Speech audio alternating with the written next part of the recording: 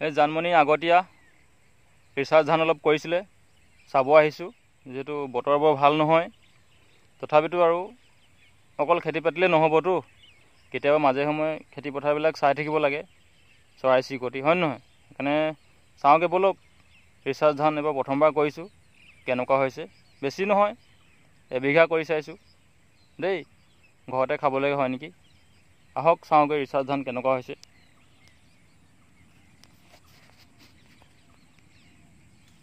ইয়াৰ প্ৰডাকশ্যনটো কেনেকুৱা কি কথা নাজানো, খুব ধুনীয়া হৈছে। দেখিছে আৰু প্ৰায় থোকাবিলাক চাগে খুব ধুনীয়াকৈ লাগিছে। এতিয়া আৰু কি ক'ম আৰু, ৰাং চিবন মানে আধা পকা দিছে আৰু।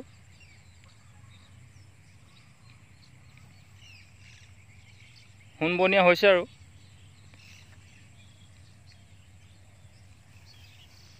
এইটো ৰিচাৰ্জ ধান।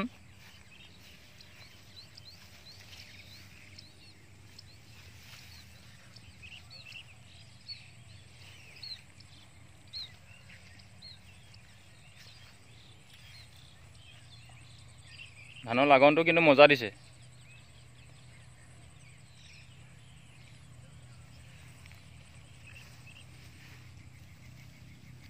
এই দেখিছে নহয় চাগে, প্ৰায় 150-250 ওপৰত লাগিছে। আৰু এসপ্তাহ পাছত কাটিব পৰা হৈ যাব ইয়াক।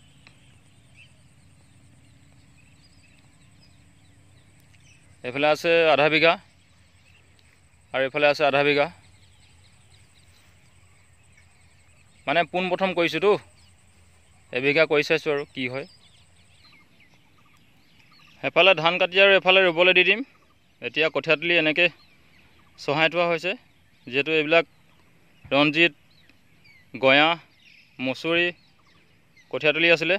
সেইফালে পকা ধান কাটি আৰু এইফালে কঠীয়াতলি চহাই থৈছোঁ, আৰু এচাৰ বাই আৰু ৰুবলৈ দি দিম আৰু।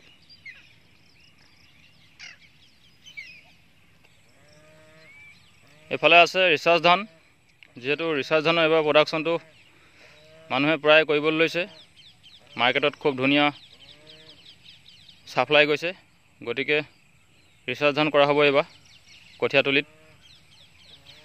কঠীয়া আছেগৈ আৰু প্ৰায় 3-4 ডৰৰ কঠীয়া আছেগৈ। এইখন ট্ৰেক্টৰে আমি হাল বাওঁ। আচলতে ইয়াত নাঙল দৰকাৰ নহয়, যিহেতু দ মাটিত নাঙল দৰকাৰ নহয়, আৰু সেইটো কাৰণে এনেকৈ আমি ডাবুল কেজিলৈকে খেতি কৰোঁ। দেখিছে আৰু খুব ধুনীয়াকৈ এখন মাৰ্চিডিছ ট্ৰেক্টৰ বুলি কয়, মাৰ্চিডিছ ট্ৰেক্টৰ। মানে ইয়াত নাঙলৰ দৰকাৰ নাই, ড্ৰাইভাৰটো হ'লে হ'ল, আৰু ডাবুল কেজুল।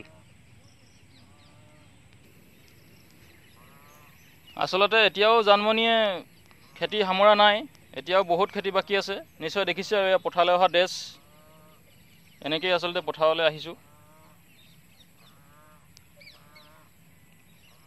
এতিয়াও খেতি বাকী আছে, আৰু প্ৰায় 4 পুৰামান মাটি বেলেঞ্চ আছে।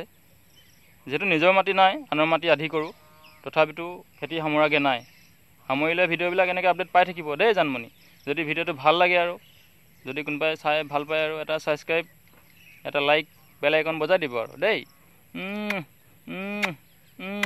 গতিকে এইটো আছিলে জানমণি প্ৰথমবাৰ ৰিচাৰ্জ ধানৰ খেতি আপোনালোকক দেখুৱাইছে কেনেকুৱা হৈছে প্ৰডাকশ্যন, আৰু নেক্সট ভিডিঅ' আহি আছে। Okay, thank U.